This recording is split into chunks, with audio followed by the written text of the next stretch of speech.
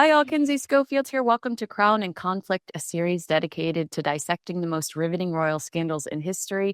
Today's guest is Andy Webb, the investigative journalist and filmmaker behind Dianarama, a riveting deep dive into one of the most explosive royal media scandals in recent history. Drawing on secret files and firsthand interviews, Andy tells the true story of how Princess Diana was deceived before her 1995 Panorama interview and how powerful interests at the BBC covered it up. His reporting brings fresh insight into a story that continues to shape conversations around the monarchy and media ethics. Andy, congratulations on all of your success. I've seen you everywhere. I love the book. I'm giving the book as a Christmas gift this year to multiple royal friends.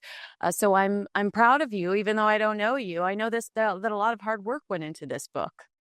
It did, and a lot of work over the years, because I think it is a truly, truly historic story, and I mean that in the sense that just like certainly in the UK here, we all know about Henry VIII and Anne Boleyn and the Six Wives and all of that sort of stuff, and I genuinely think that what the tragedy that happened to Princess Diana, it is going to be part of the history in centuries to come. So, that's why I was prepared to stick with it as long as I did. How bizarre was it to sit on this and look around at your colleagues and think, how are you not more upset about this? How are you not working on this book? Like you said, to me, it's a no-brainer. And you go as far as to say that had this incident not happened, Diana would likely be alive today. Did it frustrate you at all when you looked around at people that did not care or were not as invested as much as you were in this story? It puzzled me because for a long time, certain elements of what Martin Bashir did were known. They were out there in the public domain. I mean, I found that really just puzzling initially as a journalist to learn that it was widely known that he had in some way used some fake documents as a precursor to getting this interview. It wasn't fully explained quite how he'd used them at all, but it was known that he had. And I got to say, Kinsey, at this very, very time, Martin Bashir, as I think you know, he left the UK after the massive success of the Diana interview, and he went to the US, and he was an anchorman on ABC and then a second network. So there he is. He's a leading anchorman. But at the same time, certain bits of this story were being published in best-selling books. I mean, Tina Brown, who, a well-known writer on royal matters, she wrote a book, I think it was 2007, and she was reporting some of the things that he'd done. So, yeah, I mean, to answer your question, I was absolutely astonished that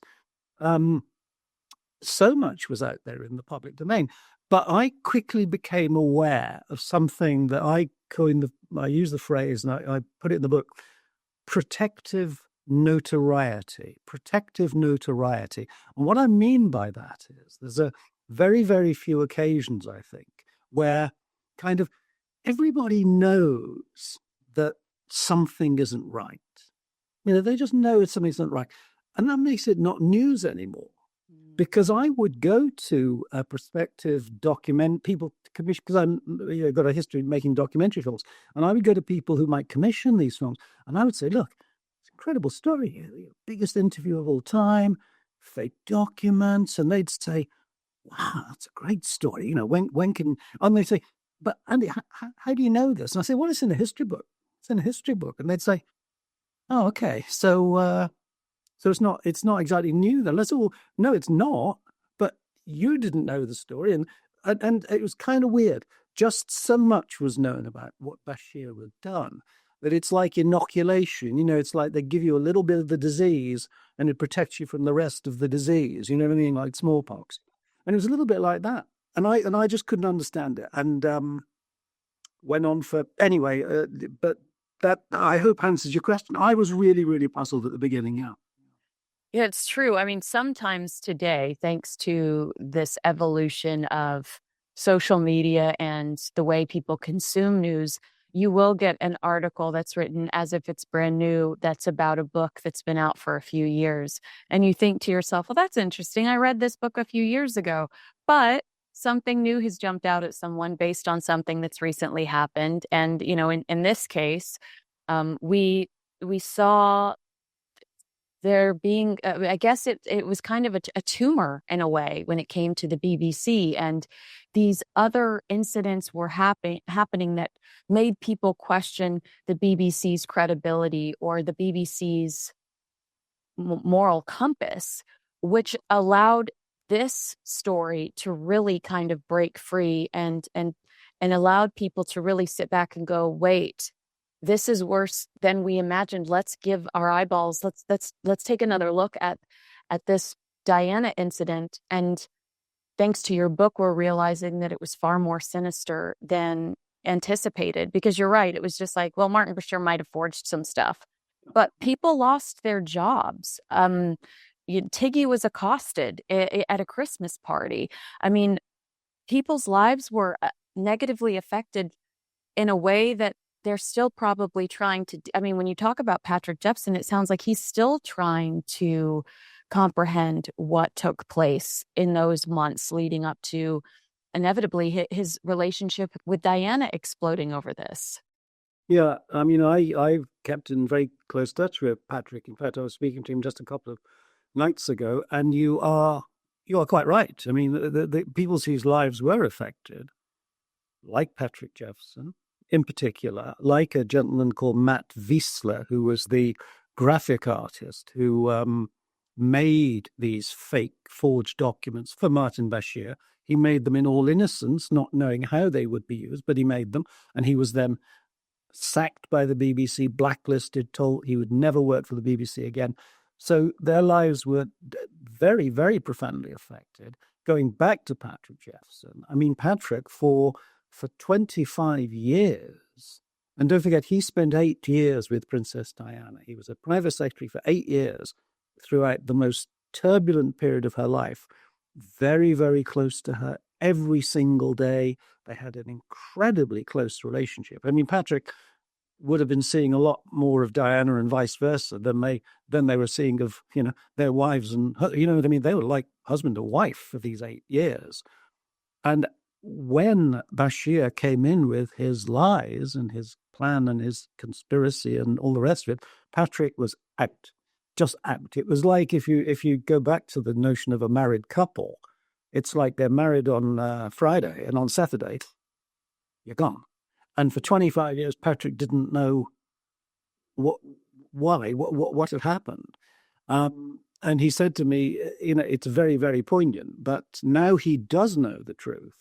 But what really, really, really hurts him is that he does know that Princess Diana went to her death thinking that he had betrayed her. Oh. Because, of course, she was dead a little more than 18 months after this notorious Panorama interview in 1995. She dies in August 1997. So she went to her death thinking that she had been betrayed by this man, that he had taken, let's say, $50,000 on one occasion to spy on her and all of these sorts of things. And although he finds the whole thing easier to deal with now, and I can, to a degree, congratulate myself on bringing that to light for Patrick, but that will never go. As I say, this woman who he was so close to never got to learn the truth, that he had been faithful throughout. He'd been faithful all along, but when she died, she would have thought he was just a spy. That is so sad. Thank you for sharing that with me. So I did prepare some questions. I'm sorry I went rogue off the top. I want to ask you, when it comes to Diana sitting down for the Panorama interview, I've seen you in other interviews talk about how it's almost a choreographed dance. Like, are we really seeing the real and raw Diana, or is this a performance that she cooked up? Because you talk about how she disappears in the kitchen with Martin Bashir for an hour and a half, maybe for a significant amount of time as they're setting up the interview room. And you said that it's a performance almost, that Panorama interview. So I'm wondering if you have an opinion on this. Do you believe for Diana this was an act of vengeance, She's mad about Tiggy because he's forged documents to say she's had an abortion. She's mad that people are spying on her and that they've lied to her about spying on her because she's been paranoid about being spied on for years now. Or is this an insurance policy because she is sincerely concerned about some of the accusations Martin Bashir has presented her with? Well, Kinsey, that's a really, really astute question. And the answer to it is it's both. It's both vengeance and it's an insurance policy, with the emphasis on the latter of those. Because what Martin Bashir was very, very careful, and I've got to say very clever in doing, was that he made Diana both furious and frightened. So she was furious and she was frightened. Now, what you got to know, and you will know because you've read the book, 7 days before the cameras roll on the Panorama interview, there is actually another meeting that is really the crucial meeting. And Patrick Jefferson was in the room at that meeting. So I've spoken to Patrick about it, and I've had other accounts of it. What happened at this meeting was that Diana actually laid out the world as she understood it to be. She really told the truth about what she believed, what was happening, remembering that this is as a result of the lies that she has been told by Martin Bashir. Now, in this meeting, Diana says, for instance, the Queen of England, who was then Queen Elizabeth, who's, the late Queen, was going to abdicate, give up the throne in 6 months' time. She said that she was aware of a plan to have her, that's Diana, murdered. Also, Camilla, who's now the Queen of England, she was going to be murdered. Why were they going to be murdered? Because Prince Charles, who's of course now King Charles, wanted to marry the lady you've mentioned, Tiggy the nanny.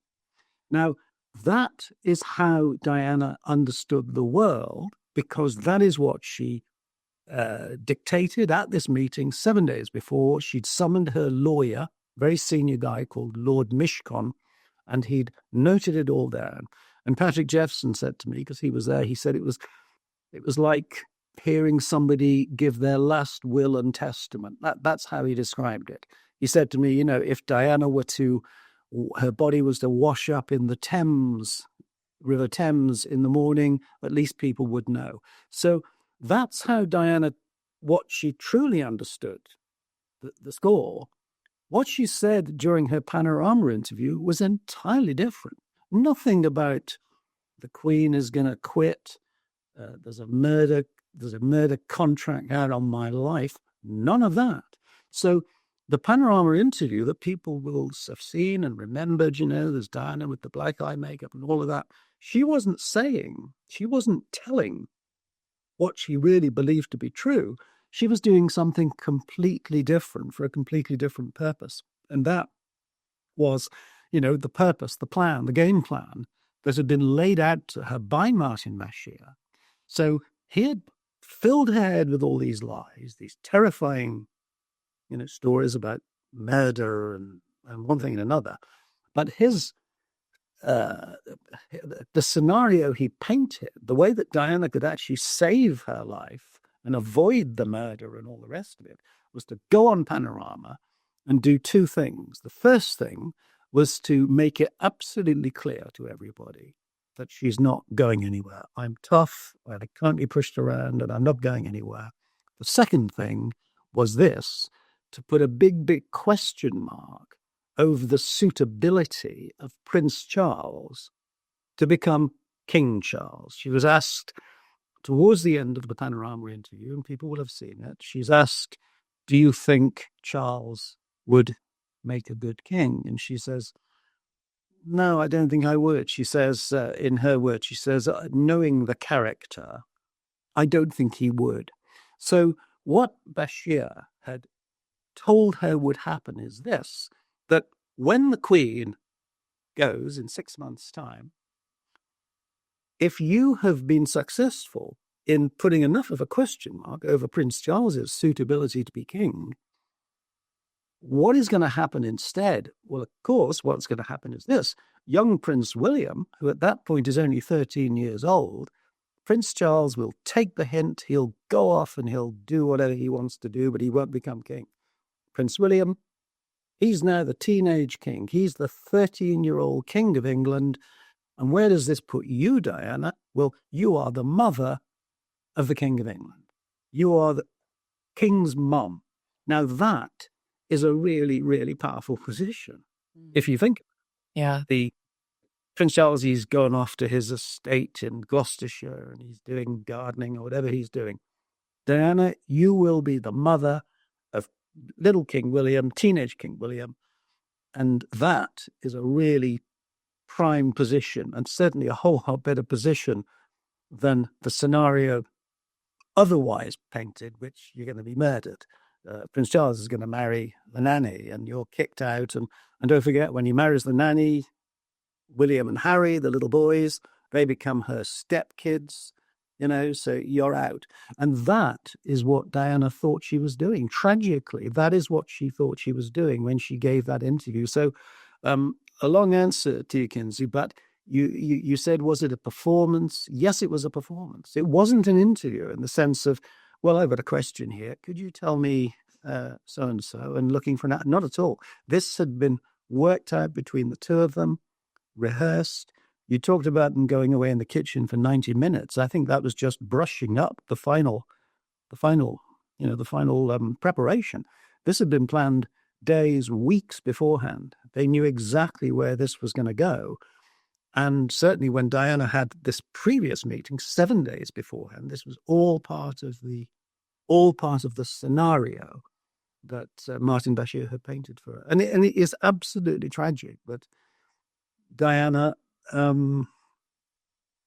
was brought to believe these things. And I feel so sorry for her, and you might say to yourself, well, wasn't she a bit dumb to believe all these crazy things? And you got to say, well, no, because Martin Bashir came from the BBC. Now, the BBC currently, we know it's pretty controversial about, is it telling the truth about Donald Trump and all these sorts of things. But the BBC, and certainly 30 years ago, reveled in a wonderful, wonderful reputation for honesty and truth and responsibility, probably more than any other news organization really in the world. And there's Martin Bashir. He comes along and he's got his nice suit and he's got his wire-rimmed glasses. And most importantly, he's also got what he says are genuine documents to prove all these tangible documents to prove all these things. So to use a kind of an analogy, I think maybe something like this: if some professor from the Smithsonian were to come up to you and say, look, I'm afraid I've got to tell you that, so-and-so has taken out a contract on your life and I've got some documents here to prove it. And, you're going to believe them. You're going to believe them. And that's the position that Diana was in. Add to that, of course, as you know, at this point in Diana's life, there had been many, many cases where, for instance, her phone had been tapped. And the conversation, a very embarrassing conversation in one case, had been broadcast to the world in a very sophisticated way that suggested that this just wasn't some local, you know what I mean? It was a very, very sophisticated intelligence operation whereby her phone had been tapped and then the conversation had been rebroadcast and picked up and published around the world, an intimate conversation that she was having with somebody at the time. So Diana knew that really, really crazy things were happening for real. I mean, she didn't have to be crazy and make these things up. Yeah. And then, as I say, when this believable, very believable person comes along with these scary things, then yes, she did believe them, Yeah, she did. I felt that, and I'd rethought about some of my previous commentary when I was reading your book, because back to Prince William, Bashir claims that William's given some super spy James Bond type of watch that's monitoring Diana. And I had been very critical recently, I think within the last 12 months, of the way Diana started that conversation through the Panorama interview as to William, becoming king sooner, because that has been a conversation ever since, for the last 30 years. There was even that conversation again when Queen Elizabeth died. Should they pass King Charles over for William? And I have been critical about Diana because I felt like she put him in that position. So for all of these years, Prince William's tried to keep his head down, had no desire to be king. And people were talking about, should he be king, creating this, I imagine, friction between him and his father as these newspaper headlines are splashed all over the world. When in reality, and you just explained it so well, she was under the impression that if Queen Elizabeth was to step down prematurely, which she was told she would be doing, that it was less about power and more, I imagine, about protection. Being so close to the new king, then she wouldn't have to worry about her husband or anyone trying to take her out, because she was that close to the most powerful individual, that she knew. So, I had to come to Jesus with myself after that, because I felt guilty about criticizing her for making those comments on Panorama and creating a difficult position for Prince William. But then you realize, and we'll talk about the effect on Prince William later, but I wanted you to know that you'd had that effect on me. Sticking sort of to this, you talk about Martin Bashir wanting to write a book with Diana, like the first official biography, and he's taking meetings. He was serious about this. I think a couple of times I thought, wow, he's smart in a super devious way. But how smart are you when you give yourself a 6-month, basically a 6-month timeline to get all of this executed? Because in 6 months, Diana's going to realize the Queen's not stepping down. That's odd that he would give himself such a short amount of time to execute what he was trying to execute. Do you think the book was the ultimate objective, or as he got closer to her and they're having those secret meetings in the car parks underground, he's thinking, I've got an in here. Maybe I should really take advantage of this. Yeah, no, that is a really, really, really good point, because clearly these lies that Bashir had told in order to get Diana in front of that TV camera, that was what he needed to do. Get her in front of the TV camera, get the footage, and get the hell out of there and put it on television. That's what he needed to do. And you're quite right. How would this have fitted in if he had have actually been completing a biography of Diana? I I sort of say this in the book. It's not at all clear. Yes, Martin Bashir did have meetings. He had 3 meetings, in fact, with a publisher in London, a very, very responsible, if you like, old school publisher, mostly famous, in fact, for publishing early religious works, oddly enough. Now, I suspect it's not at all clear that what was really in Martin Bashir's mind was not so much to actually follow through with the book contract because of the difficulties you just said. Well, hang on, what happens when the Queen doesn't go? But in fact, this was all part of the plan, that it made him look better to be able to say to Diana, by the way, Your Royal Highness, I'm working with, so on, again, to quote them again, my partners in this are the Smithsonian. They're really, really responsible people. These publishers, they're called Hodder and Stoughton. They're really, really responsible people. Now, I did actually speak to the executive at the publishing company who had these conversations with Martin Bashir. He did say to me, really, a really, really nice guy. It was a fascinating talk. He said that it became clear right from the outset that Bashir did seem to be absolutely obsessed at the how much money was in this for him. And so the guy immediately on the back of an envelope, and he came up with a figure of about $2 million straight away. And this is 30 years ago for the advance for the book. And Bashir seemed really, really excited about this. But it was never really clear to this exec, and it's certainly not clear to me, to what degree Bashir was, as I say, using this whole book idea as part of his continuing plan to keep Diana on the hook. Number one, Bashir comes from the BBC, which is great. That's a really responsible outfit. If he's working with these really, really responsible publishers as well, that helped too. And where that book idea went was this, that the publishing exec who was I've spoken to, he had 3 meetings with Bashir. All of a sudden, Bashir just disappeared. The last conversation he had, the two of them had together, was when it was publicly announced that there would be a television interview. And after that, Bashir was not even answering phone calls from the publishers, so it was gone. So was it ever a real plan for a book? I don't know. Maybe it was, but I suspect it probably wasn't. But it was just part of his complicated, and you've got to say again, really, really clever and effective deception strategy.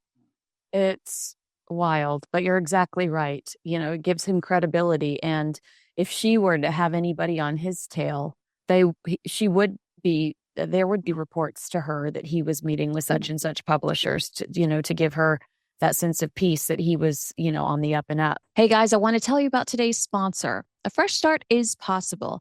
You may be carrying around the same debt month after month, watching it get worse, but that only continues if nothing changes. PDS Debt has already helped hundreds of thousands of people rewrite their financial story and take control. Your turn starts now. Whether you're struggling with credit cards, personal loans, or medical bills, PDS Debt offers custom options to help you get out of debt. They go beyond the numbers to understand your unique situation and build a personalized plan just for you. There's no minimum credit score required, and their mission is simple: help you save more, pay off debt faster, and finally put money back where it belongs, your pocket. PDS Debt is A+ rated by the Better Business Bureau, has thousands of 5-star Google reviews, and holds a 5-star rating on Trustpilot because their program works. And every month you wait costs you more in interest and fees. The best time to start? Well, technically it was yesterday. The second best is right now. This is the debt solution I would recommend to friends and family. Don't wait another month. Change your story in 30 seconds. Get your free personalized assessment and the best option for you at pdsdebt.com/Kinsey. That's pdsdebt.com/Kinsey. pdsdebt.com/Kinsey. You did speak to some of Princess Diana's friends that were psychics, astrologers, clairvoyant, I think is how some of them described themselves. And this seems like a silly question, but did no one get the ick from Martin Bashir? Did no one warn her that they felt like he might be a sinister character? I feel like that's such a dumb question, but she's put her trust into all of these. It's not a dumb question, but the point is, before the interview, the period between the moment that Diana first meets Bashir to when she sits down for the interview, there's only 47 days elapsed. That's from when he met her to when she's interviewed. It's really, really quick. Now, in that period, nobody met him. Nobody met him. It was just Bashir managed it this way. It was just him and Diana in the underground car parks, alone in the kitchen in Kensington Palace. They took a drive, according to Bashir, a 5-hour drive along a road in England called the O3 that takes you down to the south coast. Just the two of them. That is just how he wanted it. So it's not as if, these astrologers, healers, etc., were dropping into Kensington Palace and Diana was saying, "Hey, meet Martin. Hey, it's Martin, my friend." Not at all. They were not aware of this guy being on the scene. After the interview, yes, some people did become aware of him and, have told me that they were very, very uncomfortable in his presence. But no, I mean, for instance, Patrick Jeffson, Diana's private secretary, he had no notion at all, that these meetings were taking place with Diana, because it was all secret, absolutely kept undercover, implicit maybe in your question is, should the astrologers have kind of seen it in the stars? Well, who knows? I mean, if that's what astrology, if that's their business, then they missed it. Simple as that. I know it feels like a silly question, but I just had to go there. Like, if you're surrounded by all of these people, did not somebody not say somebody's going to be sniffing around and we don't like their motives? We breaking down like all of the numerous lies, and you count how many lies he told. Was it 30 something? Is that 32? And these are things that Charles Spencer, her brother, who again, as you know, Kinsey, has worked with me very, very closely on the book.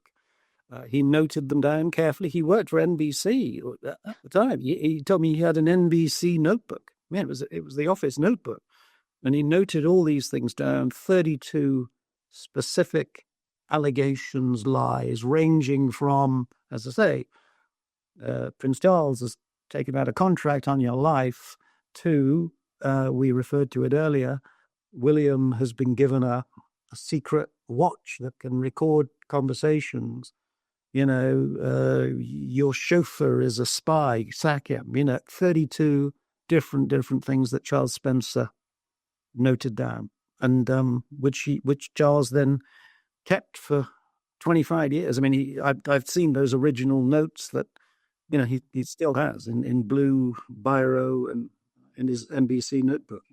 And he is astute enough to go, this is getting silly, but Diana doesn't feel the same way. He felt like they were on the same page when they left from that meeting. And he's like, I don't have to worry about this ever again because that was a joke. Whereas Diana's like, I've been waiting for this information. This justifies so many of my concerns. And she does go and sack a bunch of those people. She does go confront Tiggy about a pregnancy that wasn't real at a holiday party, and Tiggy runs off crying. But Richard Kay, who she's, one of my favorite pictures is her crawling in and out of his car, giving us a glimpse of her relationship with certain media entities. Bashir accuses Richard Kay of privately meeting with members of Prince Charles's team, and he somehow survives the accusations in a way that Patrick Jeffson doesn't, and others don't. Do you have any idea how Richard Kay stays above the fray and stays in the circle? Now, again, I mean, Kinsey, that's a really, really astute observation, because, as you say, Bashir, during this moment, the 32 lies, he puts question marks over Patrick Jeffson, over the chauffeur, over a police officer who was, Princess Diana's protection officer, various other people specifically. And we know that Diana believed those lies and took action. Richard Kay was accused of all sorts of things, accused of various financial irregularities, accused of having an affair with a woman who was in their circle, all these sorts of things. But it does seem that for some reason, those lies didn't land to nearly the extent that the other ones did. Because, I've spoken to Richard about this, and he says that, the relationship kind of wavered a little bit, but certainly wasn't ended. He wasn't cast out like these other people. I don't know. I mean, it's possible to say to yourself that Diana was absolutely no fool. She was nobody's fool. And she, I think, by this stage in her life, is very, very experienced at dealing with people from the media. And it's not impossible, although her relationship with Richard was genuine and deep and a relationship of trust, that she may all the time have said to herself, look, I know what Richard's responsibilities are. That his responsibilities are, like any journalist, to getting stories in the newspaper. That is what Richard is about. He's about getting stories in the newspaper. So to that degree, I think maybe the relationship was always a little bit transactional, a little bit professional, as well as personal. You know what I mean? And so, I mean, I a lot of that is just my own kind of analysis of it. But the reality is that the relationship with Richard remained, whereas with other people it didn't. And it could just have been, as I say, Diana being really, really quite wise in her relations with the media and deciding that it's better that Richard stays on side than he doesn't, Right. He was still a benefit to her going forward, especially with all of this scheming. You know, he might serve a purpose. Absolutely, I can see that as well. I told you I haven't finished the book. I'm loving the book. And I actually was trying to rush it before our chat. And I thought, why? I'm enjoying this. I don't want to rush it. So I apologize if you answer this in your book, but I am curious to know, I'm at the halfway point now. When does Martin and Diana's friendship fizzle out? Because in my study of the end of Diana's life, he doesn't seem to be a character. No, that's right. Well, my information, my sources can really put a date on it. So going back, the interview transmits the Panorama interview in November of 1995. And it seems that by July of 1996, they're pretty well done. Bashir undoubtedly remained pretty close with Diana after November through the early part of 1996. But what happened, and this was relayed to me by somebody who at this point in her life was very, very close to Diana, Simone Simmons, it really, I'll keep it as short as possible, but it's to do with a moment when Bashir was calling Kensington Palace. He was wanting to speak with Paul Burrell, the butler, and the incoming phone call was put onto the speakerphone instead. So it was no longer a private phone call from Bashir to Burrell. It became public, and Diana was present and listening. And during the course of that phone call, Bashir said certain things that, Diana, well, they certainly weren't intended for Diana's ear, let's put it that way. They were to do with things like, according to Simone Simmons, Bashir made it pretty clear that he was, sexually attracted to Diana and things like this. And Simone said that ever after that phone call, the nickname that they arrived at, Diana and Simone, for Martin Bashir, was they just called him the Poison Dwarf. That's what they were calling him, the Poison Dwarf. And Simone seems to remember that happening around July 1996. Unfortunately, it seems Diana got a pretty good insight into some of the character of Bashir. What she never got any insight, and she should have, is actually the lies that she'd been told. She got to learn clearly that this guy was not a nice guy. He just isn't a nice guy. But she still had no concept whatsoever that she had been told this whole bundle of very, very dangerous lies. Because when you really, I think the latter half of the book goes into the degree to which Diana's the whole course of her life would have been entirely different if she had been informed of what, only a part of what Bashir had done. And she only needed to know that he'd used his forged documents, that he'd lied about his forged documents. And these were all things that the BBC managers, Bashir's bosses, they knew these things. But they decided not to tell Diana about them. And that, to me, is kind of the most heartbreaking bit of the whole book. And it is indeed the most heartbreaking thing for Diana's family now, for William, for Charles, her brother, because they know that if their sister, if their mother, if she had been brought up to speed, even just on that degree of the conspiracy, her whole life would have panned out differently for the next 18 months. There were only another 18 months, as it turned out. But those 18 months would have been vastly, vastly, vastly different if the BBC had just gone to her and told her what they knew. And the phrase we have here, maybe it's the same in the US, the phrase is the duty of care. You have a duty of care to someone. If you know that your employee, in this case Martin Bashir, had got hold the forged documents. He'd used the forged documents. He'd then lied about the forged documents when questioned back at the BBC. Do you not have a duty of care to tell the person who has been on the receiving end of this, whether they're a princess or whether they work at the local grocery store? You have that duty of care to tell them, it seems to me. And if Diana had have been told, the strong likelihood is that she would not have found herself in Paris that fateful night in August of 1997, surrounded by the completely inadequate security measures that were around her, the drunken driver, all of this sort of stuff.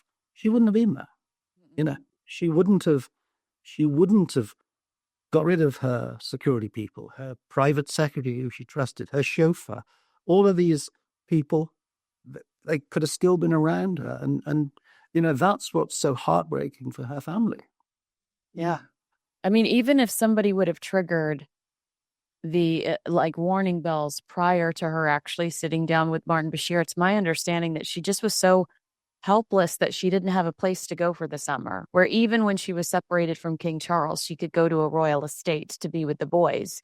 Well, now she's lost now she's lost all of these different vacation venues.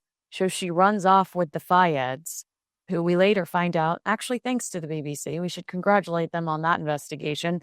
We find out Mohammed Fayed was accused of all sorts of, Al Fayed was accused of all sorts of awful things with some of his young female staffers. But, she was looking for an escape because she'd lost the escape that she'd had with the royal family because she'd alienated them through that interview. So just like at any point, if anyone would have said anything, the dominoes would have fallen in a completely different direction. Absolutely. Even if, and I put it this way, nobody is saying, I'm certainly not saying that it was it was the Director General. I'm not saying it was the Director General, the CEO of the BBC, who was driving the car that night and had the crash. It's not that. It's even if there was only a 20%, a 30%, a 40% chance that if they had have shared what they knew with Diana, things would have been different, then how does that knowledge make you feel if you're her son, like Prince William? How does that make you feel? The knowledge that your mum could very well be here today. She'd be 64 years old. She'd be, a grandmother with the 5 grandchildren. She'd be alive. She'd be here for Christmas. All that is the reality. That is the reality that, as I say, even if it's only a 40% chance that she might not have died that night, then my God, that's really, really difficult stuff to deal with, which is why Prince William, and I say this in the book, Prince William, above all, is the person who wants now, he wants all the questions to be answered. He wants to know, are there more compromising documents in the BBC archives? He wants to know why, which I must say, I was able to discover, to reveal that 4 critical smoking gun documents telling us, very important documents here, they'd been removed from the archives. So there were other documents removed. Questions like this that he just wants the answers to. And he's entitled to the answers to those questions, whether he's a prince or, as I say, whether his mother worked at the grocery store. I do feel like he's been the most affected by this, not to take any pain away from Harry, but he's been the most outspoken about it. He also was at this weird age where he was digesting so much more. And we know that Diana was incredibly close to him and probably overshared a lot. Do you feel like as you studied this book and looked at their reactions and some of the things that the boys have said in the past, do you feel like there is more anger from Prince William? And maybe is it because he had to deal with it so much more than Harry at that age? And also his name's in it multiple times. Accusations that now that Diana's paranoid about being around her child because of a piece of jewelry he could be wearing. Well, I think, remember, at the time that the Panorama interview goes out, William is 13 years old, Harry's 11. So William's at this really, really difficult. 13 years old, 13 years is a pretty tricky age in anybody's life. There he is. He's sitting, he's watching television, and he sees on television his mother being interviewed, talking about having, not explicitly, but being asked about having sex with a boyfriend, this guy James Hewlett. His mother's being asked about, do you think that Charles, that's William's father, do you think think he'd be a good king? No, I don't. And this is all going on television for this 13-year-old boy who the next morning is going to go into the school classroom, and his friends are all there. 1 month after the Panorama interview goes out, Diana gets a letter from the Queen that says, right, divorce. Enough already, divorce. Now, I fully believe that, children of couples, parents who are going through a really, really difficult time, do they not always pray and hope and just wish that mum and dad could get it back together and it could be just like it used to be? That's what kids want. That's what kids want. What William saw was a month after this interview, bang, that's it. They're divorced, they're gone. And, that's hard enough. Then 18 months or so later, she's dead in this really, really tragic way. Then he begins to realize, as the story begins to emerge, William then begins to realize that it maybe didn't have to be that way. It didn't have to be that way, if his mother had been just brought up to speed, so all of those things, that's what's inside William's head. That's what's inside his head. And bear in mind that he is now 43 years old. William's 43. So he is 7 years older than Diana was when she died. Mm-hmm. So he's looking at this now as the as the grown up. He's observing, his mum was, she was younger than he is now. William's eldest boy is 12, which is pretty much the age that he was at when he had to go through this horrible experience, So he is able to view all this in a rather mature way. And I think all of us have seen, I think it's right to say that we've seen a really tough character emerge in the last 2, 3, 4 years as circumstances around their family, with Harry, with the cancer diagnoses for his father, for his wife, etc., that he's had to deal with these things with ex-Prince Andrew, and I think we've been able to see this really quite tough character emerging and signs of him putting his fist down and deciding the way he wants things to happen. I think that was almost certainly the case with Prince Andrew, that after all the messing about, somebody somewhere said, that's it, he's gone, he's finished. And I think there's no question that would have been emanating from William. Bit of a long answer, Kinsey, but I do dwell on, in the book, I'm knowingly and specifically careful to describe the degree to which I have been briefed from those particular quarters, and I make no apology for that. But I have been briefed, and I do know that William is most concerned about these matters.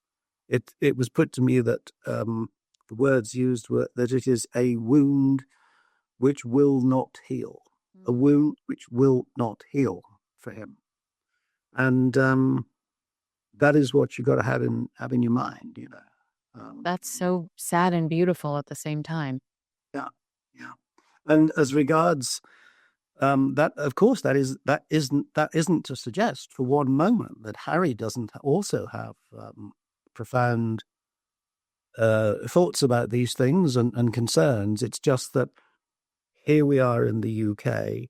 William has previously gone public about this with that extraordinary television presentation that people may remember he made 5 years ago, commenting on this. And as I say, during the course of writing the book, the access that I was granted made it clear to me that I could confidently say what I've said about William. Harry's in California. I'm not in California, and so I just kind of left my judgment where I was confident that it could be left. No. Did Prince William read the book? Do you know, or do you feel comfortable saying that? Yeah, no, I did feel comfortable. Yes, he has read the book. He has read the book, and I've received. In fact, he was sent. He'd requested a copy of the book, and he was sent a copy of the book. It was actually almost. You could almost say almost the first copy of the book. It was certainly in the first copy of, the first 20 that came out of the printing press, etc. One was sent down to him sort of 4 or 5 weeks before publication. And I received, a very warm note, not from William, but from his private secretary. And he has read the book. And I think if there'd been anything that I'd been saying that was problematic or had gone too far, then I would know. I would know. Yeah, absolutely. This is one of my favorite products. This holiday, while others are chasing the rush, find your sense of calm with Peak. Peak is a luxury wellness brand powered by rare plants and cutting-edge ingredients, offering the perfect remedy for the season's hustle and bustle. Their science-backed botanicals, minerals, and vitamins support metabolic function, immune health, sustained energy, and radiant skin. In this festive season, choose serenity as the ultimate luxury with Peak. One of their newest essentials, the Deep Hydration Protocol, is a day-to-night electrolyte system that keeps your body and skin hydrated while promoting better sleep. Enjoy a focus boost without jitters or crash. The natural balance of caffeine and calming compounds keep you centered and alert all day long. Nutrients in their matcha help curb sugar and hunger cravings, making it easier to stick to your wellness goals. Now, I have been using the Deep Hydration Protocol every night for the past 2 months, and my skin has never looked so plump and dewy. I wake up looking and feeling like I got enough sleep. Ready to gift the glow? Unlock 20% off for life for yourself and everyone on your list. Give the gift of glowing health this holiday season. Get started at peaklife.com/Kinsey. That's PIQUE life.com/Kinsey. All right. Well, I've taken up so much of your time, but I just need 2 more questions. I apologize. I just need 2 more questions. I wanted to ask, after the inquiry by Lord Dyson, Andrew Morton told me that he was still glad the interview existed because it gave us a glimpse inside Diana's mind.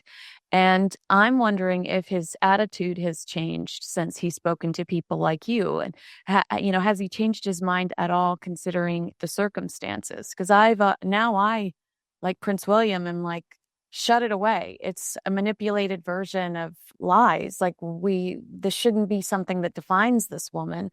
And at the time, I disagreed with him on that. So do you, having spoken to him for the book, did you get the sense that he still felt like historically it was an important piece of information? Or do you get the sense that perhaps he's come around and seen that, maybe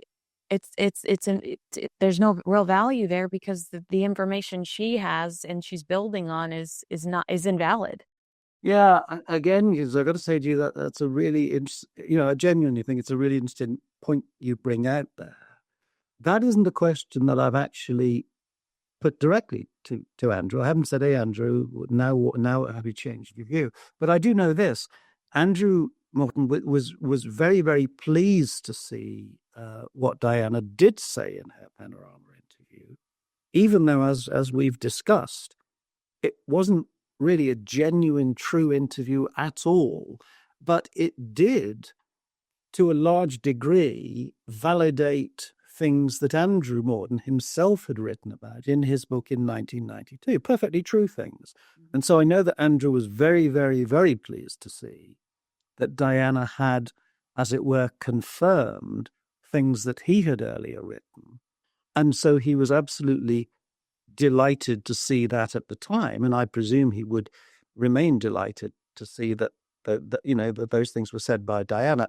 I think in a way that is kind of not by any means really an important aspect of the interview. Diana did say, for instance, she said very interesting and brave and valuable things about. She talked about her own mental health. She talked about bulimia. She talked about postnatal depression, which back in 1995, everybody talks about it now. Back in 1995, people didn't talk about it. But Diana did go public and talk about it, which was incredibly valuable. That was during the beginning part of the interview, before she got onto the bits that we've talked about. The sort of real tragedy and just one more charge to be laid at Martin Bashir's door, I think, is that because now the whole interview is so thoroughly discredited, in Prince William's word, it has no legitimacy. And the BBC has certainly sworn never, never, never to transmit it again, even though, of course, you can go on YouTube and you can see it anytime you like. But it has been officially banned. It's another charge to lay at Martin Bashir's door, that because of what he did, even the valuable bits of the interview, where Diana's talking about really useful things, that's gone as well. And as somebody put it to me, sort of Bashir has, Diana has sort of had her tongue cut out, even on the useful bits, the valuable bits, the bits that one could to take out and show. I mean, that's rather a long answer to your question. But as regards Andrew, Andrew doesn't think that the interview is to be taken seriously, apart from the degree to which it kind of validates what he had written about in 1992, is the way I think to understand that. Yeah. Was anyone in a position to take legal action against Martin? I mean, today I feel like somebody would be like, "You cost me my job," or do you have things like, well, that happened 20 years ago, so we can no longer prosecute, or were the lies, I mean, can you sue somebody for claiming you had an abortion or were pregnant with she was talking privately. Actually, we just saw Earl Spencer's wife get sued for sharing private information, or ex-wife share. So I guess there technically are some ways people could go after him. Is it just too long ago? Are people like, it's just not worth it anymore? Well, it's interesting. I mean, the key offence, of course, the clearest offence is the forgery. Yeah. Martin Bashir, beyond any doubt, he went to a graphic designer. He said, "Make me two very, very sophisticated, believable, fake bank statements, which I'm going to use to get me this very, very, very valuable interview." I mean, we know it's valuable because it was sold for just over £1 million in foreign rights by the BBC, and it would be worth millions and millions and millions more, but we know it was over £1 million. So he had forgeries made in order to get the £1 million interview. That is forgery, without a shadow of a doubt. I don't know about it in the US, but in the UK, forgery is a crime that it has a maximum prison sentence of 10 years in jail. It is not time barred. There is no statute of limitations. If it happened 1 year ago or 50 years ago, you will prosecute. The question why Martin Bashir hasn't been, seized by the police is, to many people, still just a question, and a question with no answer. I mean, I guess it's exactly the same in the USA. The decisions are ultimately taken, if not by the police, then they're taken, maybe in your case, by the DA, maybe. Here, it's something called the Crown Prosecution Service. They take a view and say, taking all things into consideration, is it in the public interest that we pursue a criminal case against this person? And for whatever reason, the decision was taken, no, we won't pursue a criminal case.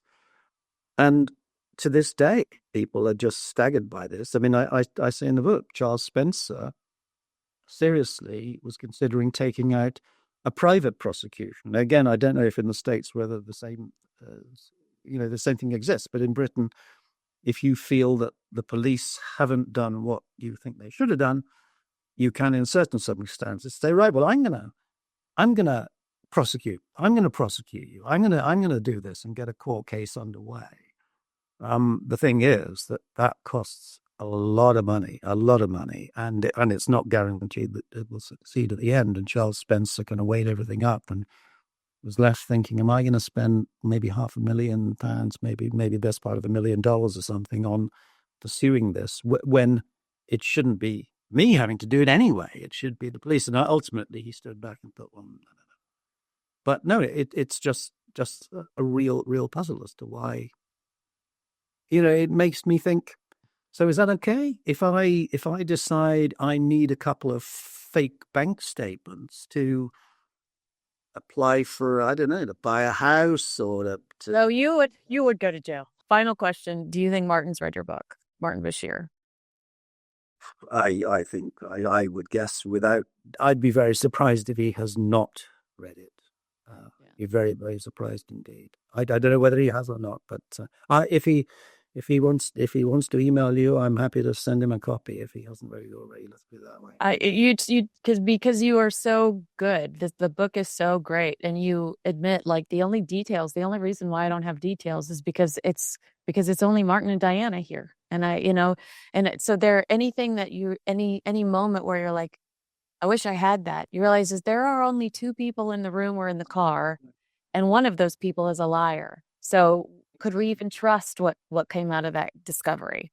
You couldn't. But what I totally agree. What I've done, Kinsey, I didn't at any point in this book wanted to be in a position really of just sort of speculating and saying, oh, I wonder if. So it is all evidence-based. I mean, many people have said it kind of is forensic, in a good way. That can sound a little bit boring, but it is forensic in as much as everything is backed up by evidence, documentary evidence, or indeed the best possible first-hand evidence. If it's not Diana's own words, then it's people who we know we can believe, But as you say, the problem comes in these situations where it's Bashir and it's Diana. Only one of these people is still alive today, and they are a serial liar. Mm-hmm. So the only person witness to that conversation who's alive is a serial liar. So, there will be some things that we can never be entirely sure about, but I'm pretty certain. Yeah. One of the reasons why I love the book is I think I did expect this just to be like, here's, this happened with the forged documents, and then the BBC stepped in and they hid it in all these different ways. But the reason why I'm truly enjoying it is because it's this spider web where you say, this particular lie led to this event at a holiday party, which led to this. And you see how it's more than the death of Diana. It's confrontations. It's frustration between a husband and wife that are already, they're separating. So there's already drama, friendships breaking down. I mean, the way that this man created so much chaos in this woman's life, and she was completely unaware, but she was already so upset and paranoid that she fed on it. It was such a toxic combination, these two people. Yeah. What I found, I certainly didn't set out writing the book with this in mind, but having finished it, I was kind of pleased to think that what I'd done was really give people a different portrait of Diana, because it's easy to just look upon her as, hey, there's this, the most famous person in the world. She's got the fancy clothes, she's got the private jets, she's got the holidays here and there and the other.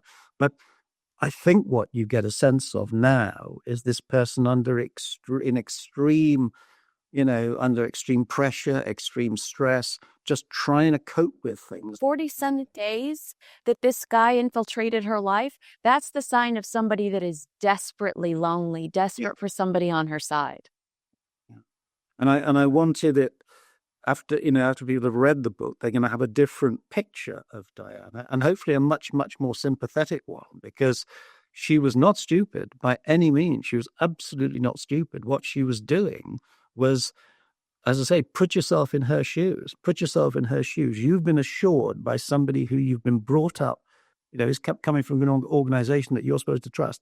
And he's assured you that your husband has taken out a contract on your life. And you've got to do something about it. That is the position that she was in, Well, Dianarama, I feel like I should be saying Dianarama because of the way you have such a beautiful British accent. So I feel like I'm like with my American Texas accent, I'm slaughtering it. But if you are watching this conversation and you felt like Andy Webb was such a peaceful presence, you're in luck because he's also the voice on the audiobook, which is nice. You are such a peaceful presence and a great storyteller. And it's so much nicer because you were there. So you know what to emphasize. You know when people are going to be excited about what they're hearing. And you can get this book wherever you purchase books. I love my Audible copy, and I bought some physical copies for Christmas. And it's been such a pleasure. I'm so sorry. I did not mean to keep you so long, but I've really enjoyed our conversation. I apologize for being so selfish. No, Kinsey, your questions are absolutely on the money. Seriously, yeah. Well, I appreciate it. And it was such a blessing to talk to you. And I hope I get the chance to talk to you again soon as the story continues, because I do believe that where are the missing pages? There are going to be new additions here and there. We're going to find out new information. And you're now our go-to expert for this wild scandal, this wild media scandal. So thank you so much for your time today. If you're watching, agree with us, disagree with us on some of the comments we made, we'd love to hear your thoughts below. Make sure you like, subscribe, and share this video with a friend, a Diana lover, a royal watcher. And please go buy this book. It's incredible. Like I said, I'm enjoying it. And now I've saved the rest to listen to on my way home for Christmas because I did not want to cram it. I was like, it's too good. Thank you so much, Andy. Thank you, Kinsey. Thank you.